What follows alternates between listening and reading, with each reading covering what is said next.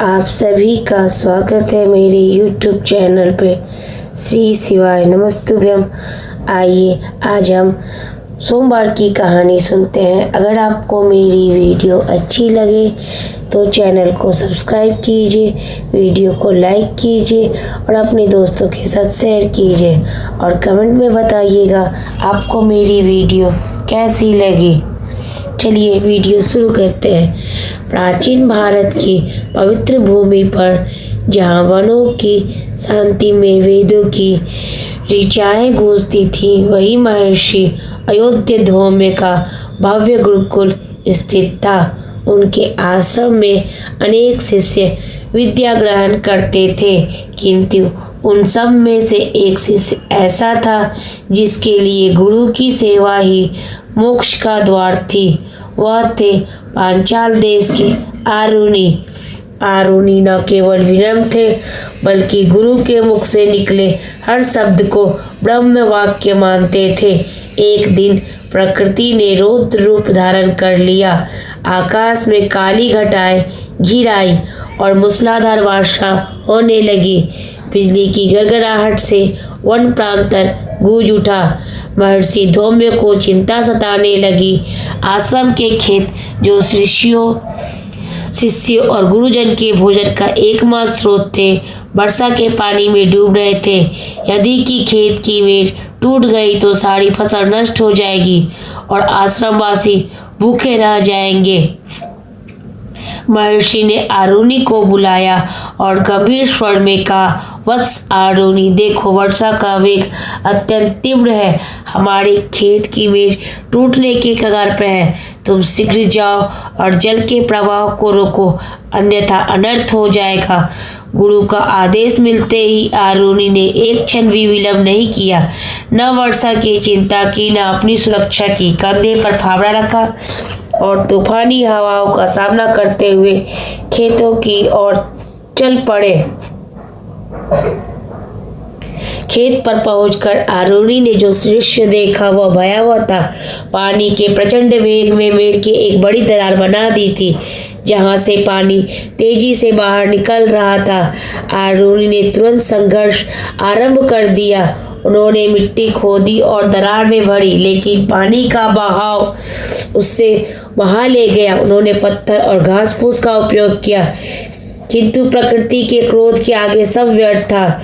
घंटों बीत गए। आरुणि का शरीर ठिठुरने लगा था, हाथ पांव सुन्न हो रहे थे, लेकिन जल का प्रवाह रुकने का नाम नहीं ले रहा था। आरुणि को लगा कि वे हार रहे हैं। उनके मन में ग्लानि भर आई। क्या मैं अपने गुरु का एक छोटा सा काम भी नहीं कर सकता? उनका एक आदेश भी पूरा नहीं कर सकता? तभी आरुणि की अंतरात्मा जागी। उन्होंने सोचा, साधन व्यर्थ हो सकते हैं, मिट्टी बह सकते हैं, लेकिन मेरा शरीर तो यहाँ है। जब तक मेरे प्राण है, गुरु का कार्य अधूरा नहीं रहेगा। और फिर उस बालक ने वह क्रिया जो इतिहास बन गया। आरुणि उस बहते हुए पानी की ठंडी और कीचड़ भरी दरार में स्वयं लेट गए। उन्होंने अपनी पीठ को मेड़ बना लिया। आश्चर्यजनक रूप से पानी का बहाव रुक गया। आरुणि का शरीर एक मजबूत दीवार की तरह जल को रोके हुए था। कड़कड़ाती ठंड, बहता हुआ बर्फीला पानी और शरीर में चुभते हुए कंकड़ पत्थर, सब कुछ सहते हुए आरुणि वहां निश्चल पड़े रहे। उनकी चेतना धीरे धीरे लुप्त होने लगी और संकल्प अटल था। संध्या काल हो गया, वर्षा थम गई, लेकिन आरुणि नहीं लौटे। महर्षि धौम्य ने अन्य शिष्य से पूछा, आरुणि कहाँ है? शिष्यों ने कहा, गुरुदेव, आपने ही तो उन्हें खेत की मेड़ बांधने को भेजा है। महर्षि का हृदय आशंका से भर गया। वे लालटेन लेकर शिष्यों के साथ खेत की ओर चल पड़े। वत्स, घोर अंधकार में गुरु ने पुकारा, वत्स आरुणि कहाँ हो पुत्र? दूर खेत की उस मेड़ पर एक कपकपाती हुई क्षीण आवाज आई, गुरुदेव, मैं यहाँ हूँ, मेड़ की दरार में। गुरु धौम्य जब वहां पहुंचे तो दृश्य देखकर उनकी आंखों में अविरल अश्रुधारा बह निकली। उनका शिष्य कीचड़ में सना, ठंड में अकड़ा और पानी को रोके लेटा था। महर्षि ने तुरंत आरुणि को उठाया और अपने सीने से लगा लिया। गुरु के स्पर्श ने आरुणि को ठंडे शरीर में जैसे प्राण फूंक दिए।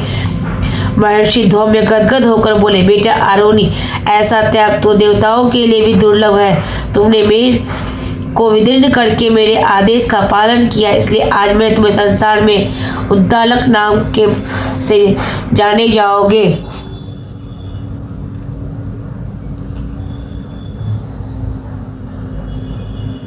और फिर उन्होंने यह वरदान दिया कि हर शिष्य का सपना होता है, बस जिस प्रकार तुमने मेरे अपना सर्वस्व भुला दिया, उसी प्रकार संसार का समस्त ज्ञान तुम्हें स्वतः प्राप्त हो जाएगा।